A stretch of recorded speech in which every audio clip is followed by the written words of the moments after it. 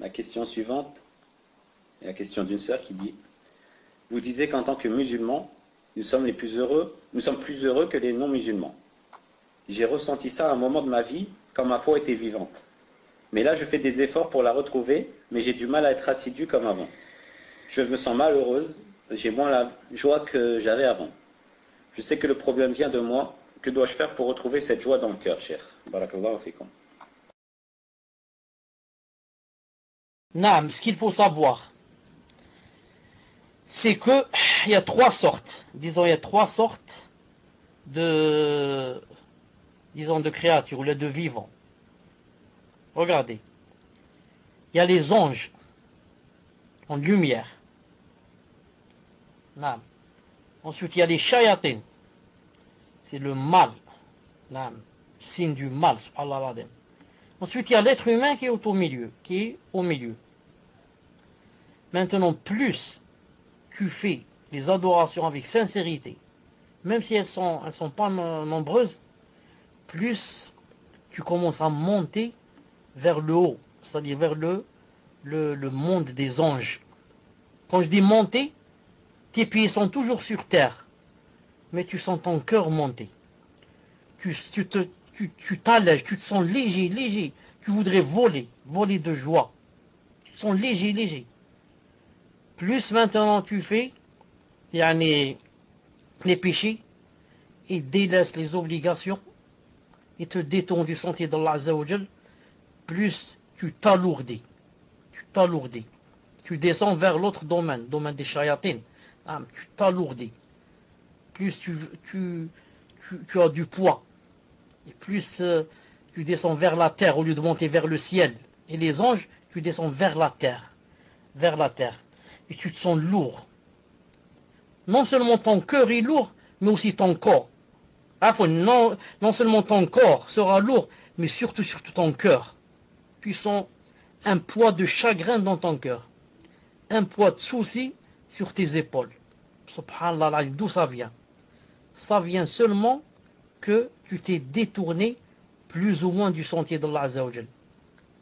Et Allah Ta'ala a donné cette obscurité dans le cœur, d'après combien cette personne a délaissé de choses que Allah Ta'ala aimait. Maintenant, si quelqu'un veut se rattraper, et avant cela, regardez ce verset qui va venir. Regardez, donnez-moi juste quelques secondes pour chercher un verset. Regardez ce verset qui va venir, Inch'Allah Ta'ala. Une seconde, vous allez comprendre quelque chose, Inch'Allah Ta'ala.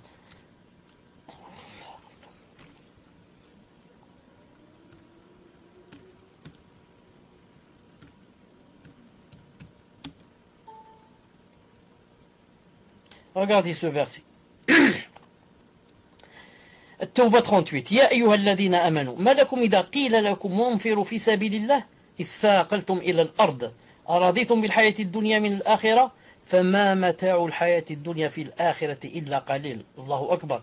Regardez ce verset, Allah Ibarak, regardez. En français. Ô vous qui croyez, qu'avez-vous?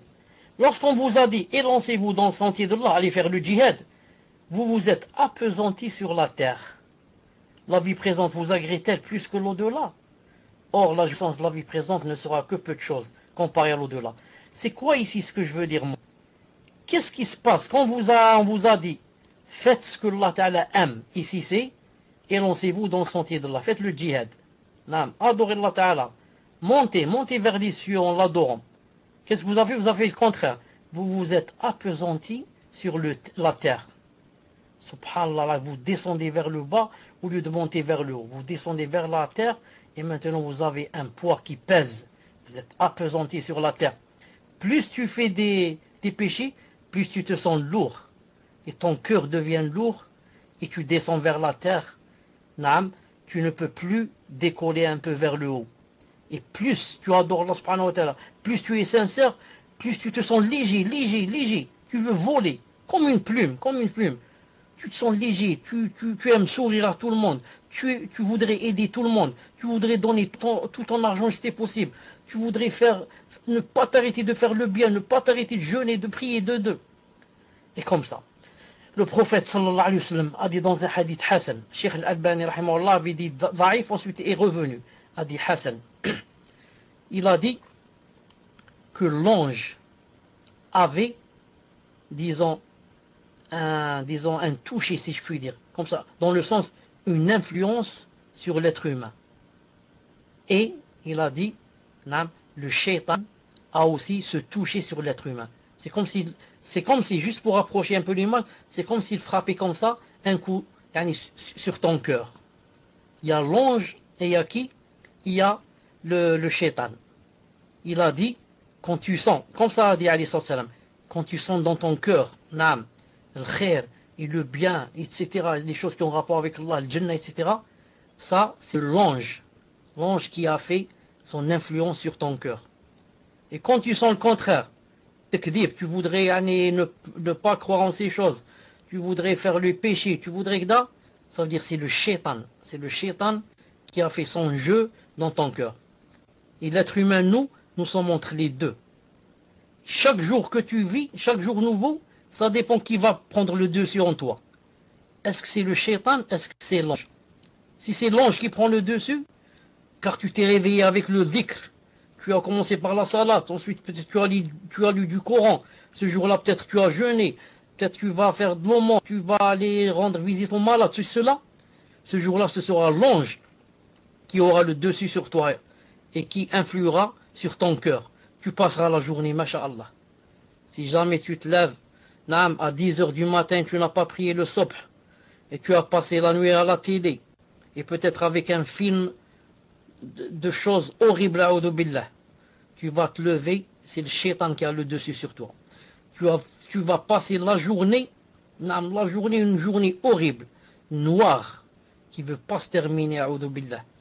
Peut-être même que tu penses au suicide, tu dis j'en ai marre de cette vie, a'udhu billah. Donc, celui qui veut, le chemin est clair. Allah Ta'ala t'a donné deux chemins, t'a dit voilà le chemin qui mène à moi. Et je te laisse pas comme ça aveugle. Voilà ce que je te montre, ce que tu dois faire. Fais ceci, cela, je serai ravi de toi, je te ferai vivre, le paradis 2 fois, dans ce bas monde et dans l'au-delà. Maintenant tu veux te détourner, tu es libre. Mais je te ferai quoi? Je te ferai goûter l'enfer 2 fois. Dans ce bas monde, l'enfer sera dans ton cœur. Tu vivras, les moments les plus malheureux de ta vie. Ensuite, il y a l'enfer qui attend là-bas, a'udhu billah. Voilà, Inch'Allah Ta'ala, pour la réponse, que la personne se ressaisisse, et qu'elle commence à faire, Inch'Allah Ta'ala, les adorations, et qu'elle s'éloigne, Inch'Allah Ta'ala, des péchés qu'elle est en train de faire maintenant. Puisse Allah subhanahu wa ta'ala l'aider, nous aider tous. Tfaddal. Amin ya Rab. Barakallahu fikum, cher.